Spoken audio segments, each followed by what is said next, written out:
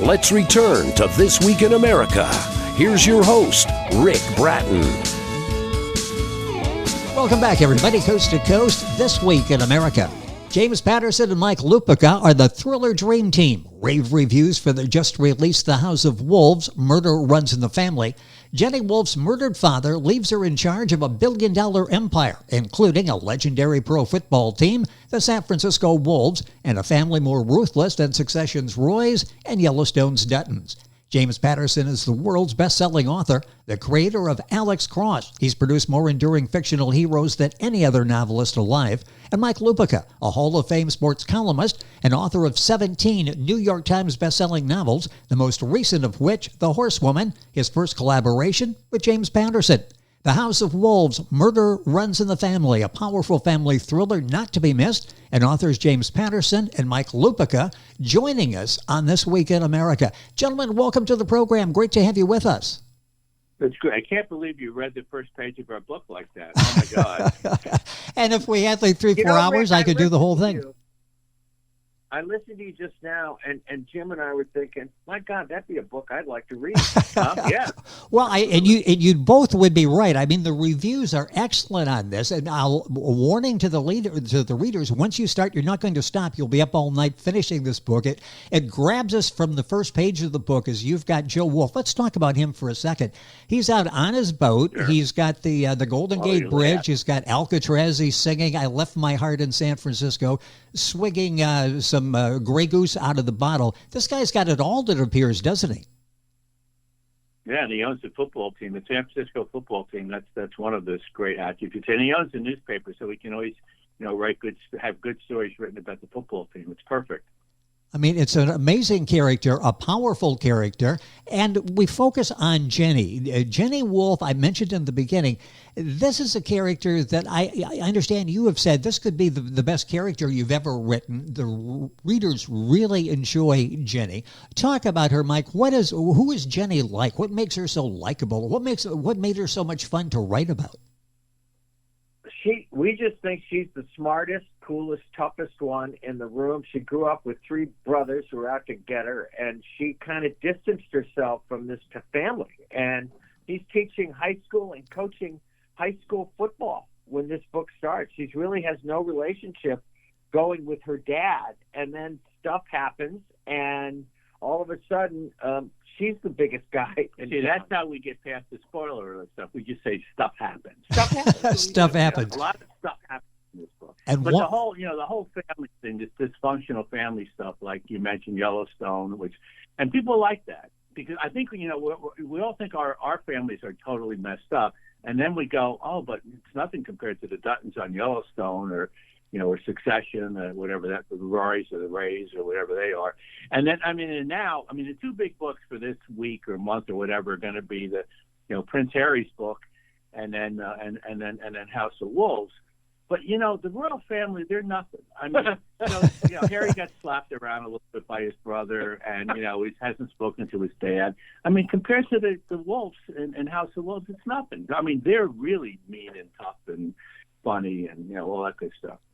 Good stuff. That's what we say. In fact, Jenny could have been part of the royal family. It could have been Princess Jenny. She would have fit right in with that another dysfunctional family that she's dealing with. The book is The House of Wolves, Murder Runs in the Family. James Patterson, Mike Lupica, our guest on the program. Book available wherever books are sold.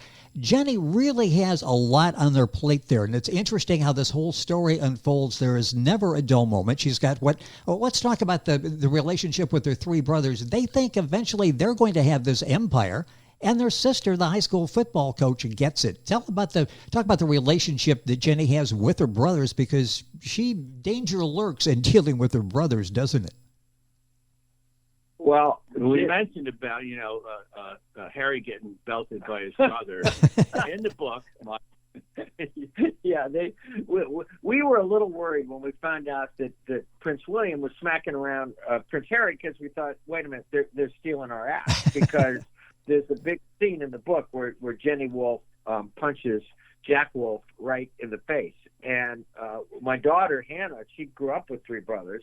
They're not like the Wolfe brothers. My boys are nice and very respectful and very polite. Jim's met them. And she called up when she was reading the book and she said, I'm sorry, you didn't tell me it was okay to punch my brothers. And I said, well, honey, we just didn't feel that was the parental message that we. Tell you, here's something we've never talked about before. We will talk about it right here live for the first time. In our book, and this works okay because thank God the guy from the Bills is okay. But in our book, one of the players dies on the field, which is really weird. But unfortunately, I think the Bills guy is fine and dandy. But it's very realistic about football.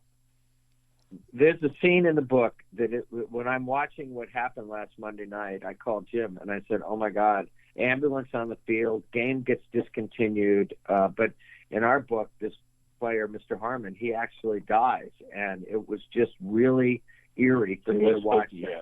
Thank God the kid is all right. Why would you place a murder mystery inside the struggle for control of an NFL team? It's brilliant the way you've done it. We learned a lot behind the scenes. Day, somebody asked me, they say, how about the mob? What kind of, because the mob is in there. And I said, yes. What are you talking about, the NFL owners? Jim has the line. Jim, I have to give Jim the credit for this line because it's a through line for our book. Kill or be killed. And, we've talked about this. If you have one of those 32 teams, you will do anything, maybe including murder, to hold on to it, or you will do anything to get one. And that is another through line in this book because when people think the San Francisco Wolves are now in play. Well, yeah, one of the other things, I've written books with, President Clinton and Dolly Parton and whatever, and they bring authenticity, Bill about the presidency and Dolly about country music and stuff. And Mike brings that kind of authenticity to this football stuff. I mean, if it's a football scene, it reads so real. If it's about the owners, you go, oh my God, the owners are. Some of them are good, but some of them are not so good. And but that authenticity, I think people love that in a novel or nonfiction. This is a novel, but it does read like the real deal. And Jim wanted this book to also be set in the world of the media, and that Joe Wolf is so powerful. Imagine if the biggest guy in town owns a football team and a newspaper and other media outlets. And you can imagine what a big deal it would be if all this got passed on to someone, just theoretically, if something happened to Joe in the book. Theoretically. Yeah. Mike, what kind of response are you getting from your friends in the NFL, and maybe feedback from some NFL owners who are reading the book and trying to see how they entered into it? I have no friends in the NFL. No, the response has been great. The absolute acid test here is our wives both said it's the best thing either of us have done together or on our own. And then, actually, the biggest one is Mike's mother-in-law, who despises Mike. No. And she read it and said, Mike, I still don't like you, but this book is great. Here's the thing about our book. Even though there is a really fun football subplot and there's a fun newspaper subplot, this is a family. This is a book about a messed up family. Like the Corleones. Yeah, I don't know if you like Yellowstone. We both love Yellowstone. And the Duttons would look at the Wolves and say, oh, wow, they are really messed up. Yeah. This is the second collaboration. Why is this? And obviously it's successful. And I love the passion you have for working, the storyline, of course, and working with each other. Why is this relationship has been so successful, this collaboration? We're trying to figure that out. Why we stayed together after the first book, I don't know. Jim often, I'll see him sometimes. We'll be traveling and he'll just say, why did I do this again? Why did I walk into the bar that this night? is a true story. I called my agent yesterday, and I said, get me out of here. Isn't that right, Mike? I don't think he meant that. It sounds bad when he says it's that. I don't think he actually meant it that way. But I have to say he did. He was trying. We were in the car at the time, and Jim actually tried to get out of a moving car. So that I didn't think that was a good sign. They had the child lock on, though. Because they knew we were in the back seat and we're basically about 10 years old.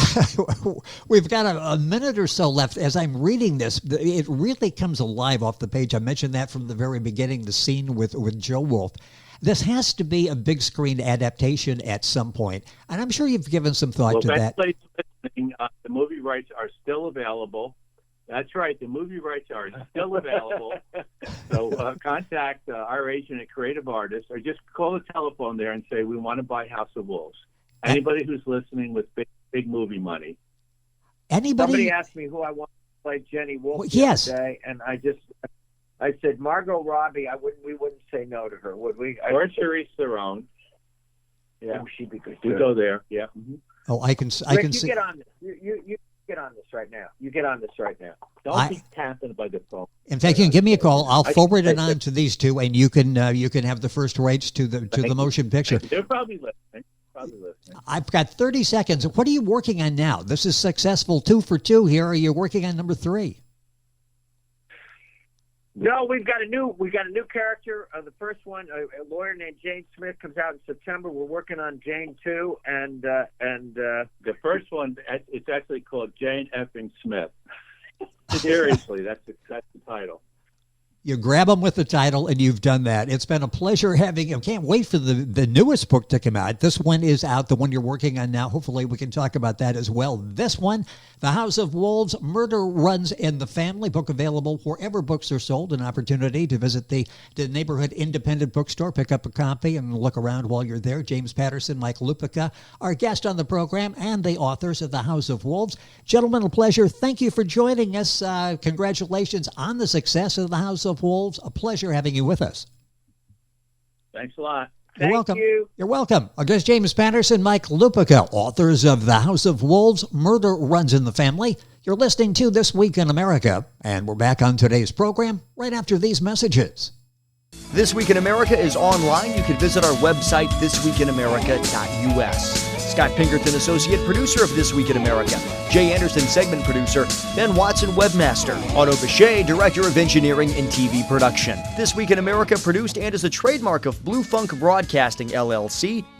For information on all of our guests and to listen to this week's show, our website again at thisweekinamerica.us. And I'm Sean Bratton, executive producer of This Week in America.